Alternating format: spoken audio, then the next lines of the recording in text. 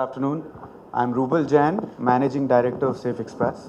At Hyderabad today, we culminate a 5-year-long journey of our vision of opening 32 logistics parks across the country in preparation of the GST. We've been planning our operation to be GST ready for the last 5 years, since the first time the government has been talking about GST.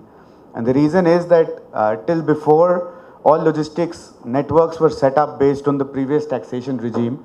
So it depended a lot more on where the taxes were more efficient rather than where the logistics network should be more efficient. But we've kept the future in mind, and with that, the 32nd Logistics Park and the end of our 5-year vision comes to a great peak today with the launch at Hyderabad. This logistics park is an ultra-modern facility. It's 4 lakh square feet in area. It is built as a cross dock. 80 trucks can load and unload simultaneously within the warehouse. This is just phase 1. Phase 2 will give us space for expansion in the future. We can operate in this logistics park under any weather condition. We have extremely long cantilever sheds that allow 24-hour working, as well as in heavy rain and unbearable weather. We've taken into mind a lot of energy efficient building materials we've used, which includes insulation, all day natural lighting, ventilation. We've planted over 2,500 trees along the boundary of our logistics park to add to the environment. And as I said, it fulfills a very major part of the journey, and it helps connect Hyderabad, all of Telangana, all of Andhra Pradesh, from Hyderabad all across the country. There are over 50 departures every day from this hub to all India, going as far as Ambala, going as far as Guwahati, going as far down south as Salem and Cochin. Every day, daily departures to these locations to allow us to connect goods that are manufactured here. Primarily, we work a lot with pharmaceutical and seed companies in this area. So their goods get connected from here immediately at night and get connected all over India to be delivered in a time-definite, extremely fast manner across the country. And logistics parks such as these help us ensure very efficient operations, very safe operations. So all trucks that dock at the warehouse dock at a truck level. So there is no height difference between the container floor and the floor of the warehouse, meaning there is zero damage. There is no picking up a package and dropping it below or trying to carry it down from a truck. We move them off pallets and we roll pallets back on trucks. So bringing in efficiency, bringing in safety, that's what our name also is, Safexpress. And we are proud to be India's #1 logistics company. Thank you. Phase 2 expansion, we will begin in another couple of years. We've already procured the land behind it for further expansion. This is located north of Hyderabad on the Nagpur highway, just before Medchal, sorry. We've invested close to 30 crores. For the second phase, we have another 8 acres available to us. Total land parcel is 16 acres, of which we had 8 before, then we procured for phase 2 and we already have 8 more. This is our first ultra-modern logistics park, yes, in Telangana. We used to have other warehouses in the area, but this is the first planned logistics park for us. So Safexpress, we always plan for at least 20 years ahead. And this warehouse that we've built, this logistics park, is meant for the next 20 years. So today, the capacity utilization is going to be below 10 to 15%. In reality, this is for future growth, for future development of the region. Strongly believe that Hyderabad and surrounding areas are a booming economy, both from a manufacturing and production perspective as well as huge consumption markets. So while certain products are seasonal, because we work across industries, so we work primarily across all verticals like automotive, healthcare, apparel and lifestyle, books and publishing, high-tech, FMCG. In general, a lot of this seasonality is taken away by the different types of products. So we maintain a stable load factor which is steadily growing, but the entire logistics park has been envisioned to serve this market for the next 20 years. We work very closely with a lot of e-commerce companies as well. We manage their logistics distribution network for a large number of them. So from their supplier, which could be a marketplace vendor or a manufacturer, to the end consumer. We also collect the cash on delivery for these companies and then reimburse the companies accordingly. So anywhere to anywhere in India, we're the only company that can serve every pin code across India.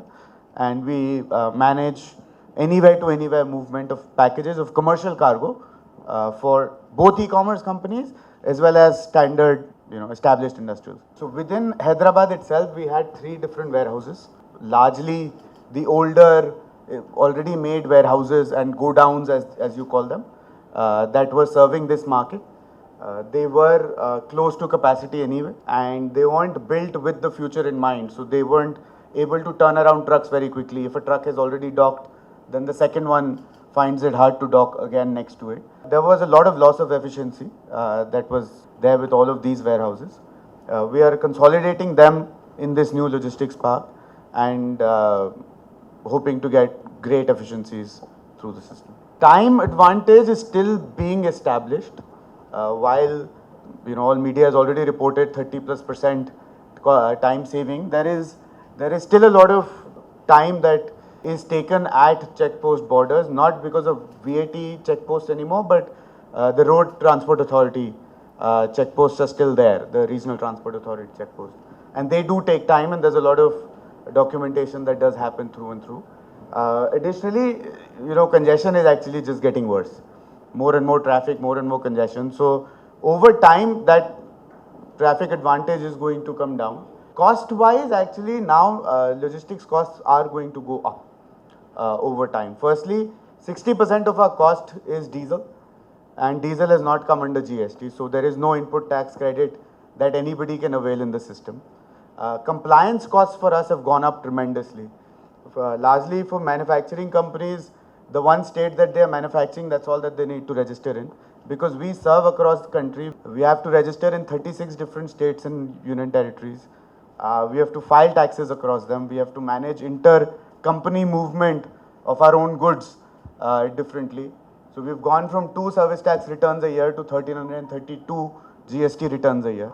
Overall logistics costs will come down when you include warehousing, when you include inventory holding costs, but pure transportation costs, which is what the trucking companies will incur, they will go up, and they are going up at this point. We expect at least a 10 to 15% incremental in cost in transportation, but overall logistics costs of both warehouse consolidation across the country, inventory holding cost reduction because of faster movement and fewer warehouses will offset all of this 10 to 15% and probably more. So we expect 20-25% reduction in those parts, an increase in logistics in transportation cost of 10 to 15%, and an overall reduction of 10% roughly in logistics cost.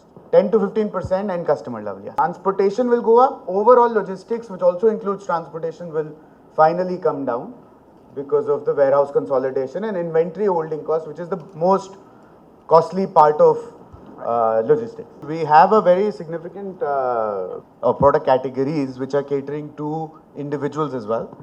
I'll give you a couple of examples. One of them is a product that we call Campus to Home, and it serves college students that are graduating that now need to move their goods from their college dorm to their homes or to their new place where they will be shifting. We provide that service, which includes packaging service. We give them free cartons. We give them on dorm pickup, so at the dorm room, not just at the building level, and we transport it for them anywhere in the country. We also provide, along with that, support for moving their bikes. So we pack their bikes and we move them. Similar service we have is for our Jawans, for our army Jawans. We call it Safexpress. So while the typical commissioned officials get a movement, support directly, the typical Jawan doesn't have too much of material to move, but still needs to move it. So they used to travel a lot by train or by planes. So what we do is we, again, go to their barracks, help them pack and move their material from one barracks to the other, specifically catered to them as a service. So Safexpress is another one of them. And then we have another product called Easy to Move, which is widely available. You can give a call and you'll get a carton at your home. You can pack anything that you want and ship it across to your relative or your family member or your friend across the country, and avail of that service. This segment is about 20%, 15 to 20% revenue is coming from this individual or C2C sort of business, and it's growing. We are focusing a lot on that as well. We are still now positive with things settling down. We're aiming for high across the country. They are exclusive to our operation. They do not carry anything else or anybody else's goods. They're all GPS equipped. They're all driven by trained drivers across the country. The fleets are of all types. So we start with the small fleets of Maruti Ecos as well and Tata Aces, all the way up to 40 feet containers, tractor trailer bodies that ply across. Typically the first and last mile within city movement are smaller trucks because of both congestion, traffic restrictions, market parking and entry conditions.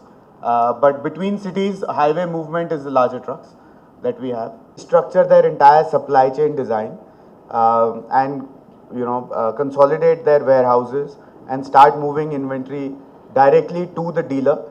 So the retailer is getting material faster.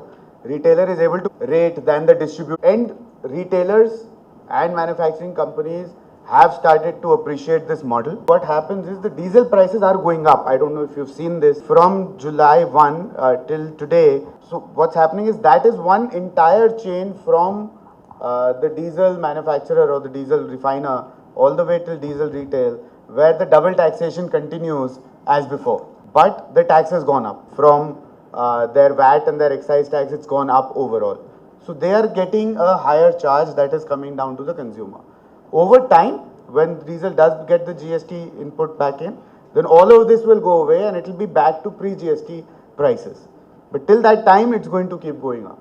See, now we don't get to know diesel prices are going up because it's a daily impact. There are a lot of these aspects as well that are coming. International crude is also more or less fixed now. It's not moved up as much as India's pricing has gone up. Just about 30 crores. So, as I said, we've just completed our 5-year plan of 32 logistics parks across the country.